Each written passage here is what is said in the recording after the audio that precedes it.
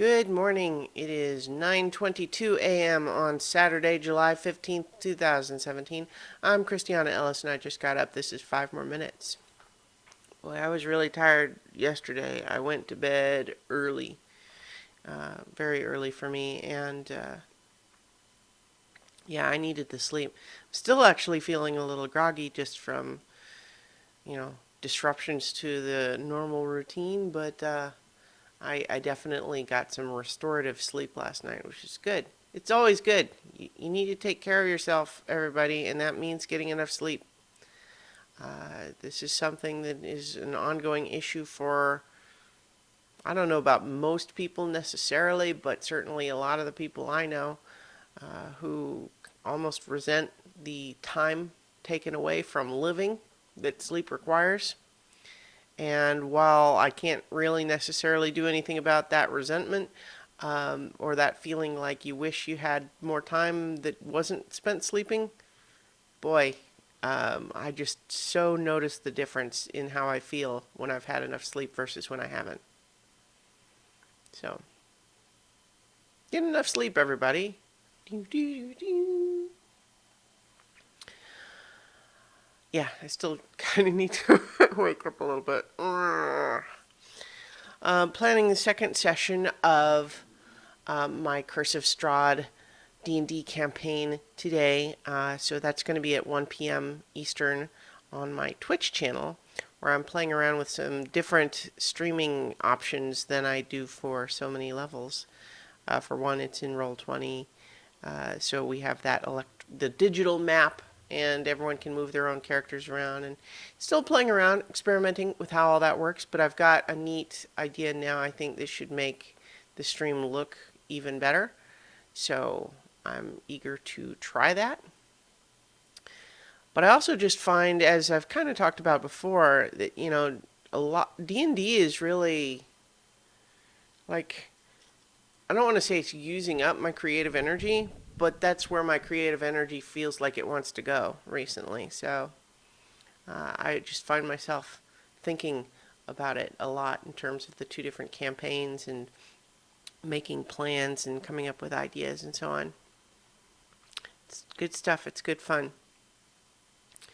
I'm also, still reflecting on some of the lessons that I mentioned yesterday in terms of having gone to the musical improv night and making myself volunteer for the jam because it was optional. No one made me do it.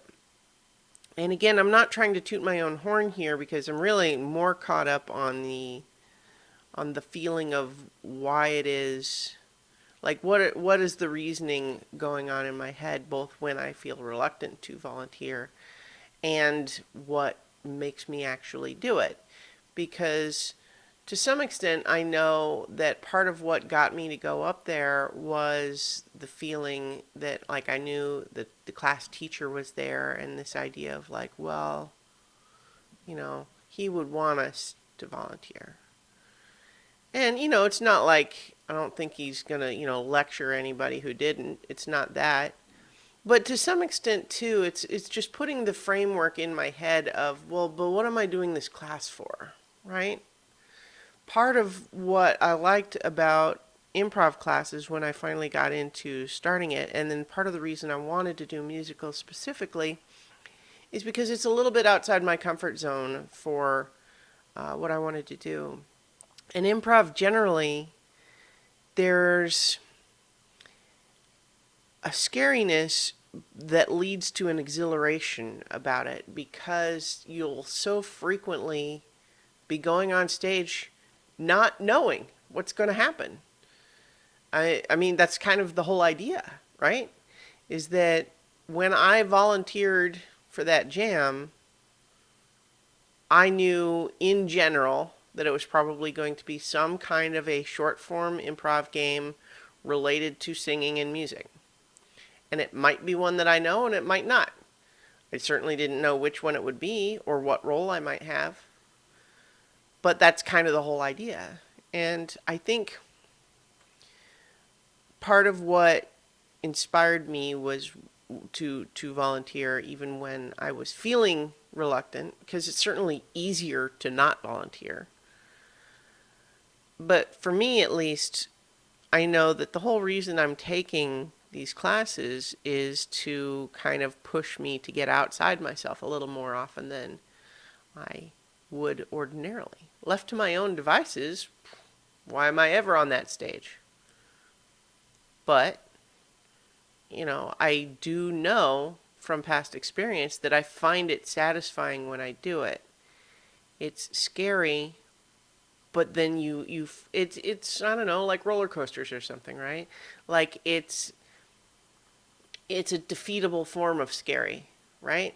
It's scary, but then you push past that fear and it's fine and it's fun. And then you realize, hey, I've lived another day.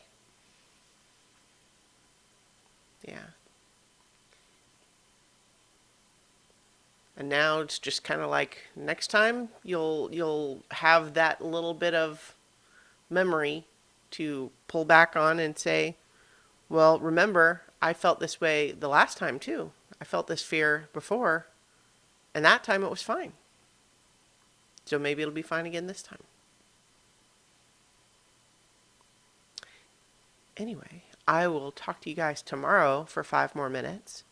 And of course, it's Sunday, so that means that tomorrow we'll be continuing the rewatch of Avatar: The Last Airbender. And I will see, I need to find a better way to do the ending when I'm talking about that. But I believe that tomorrow's episode is season 3, episode 7. It's the one after the Avatar and the Fire Lord. I don't remember the number. Tomorrow I will talk to you about Avatar: The Last Airbender.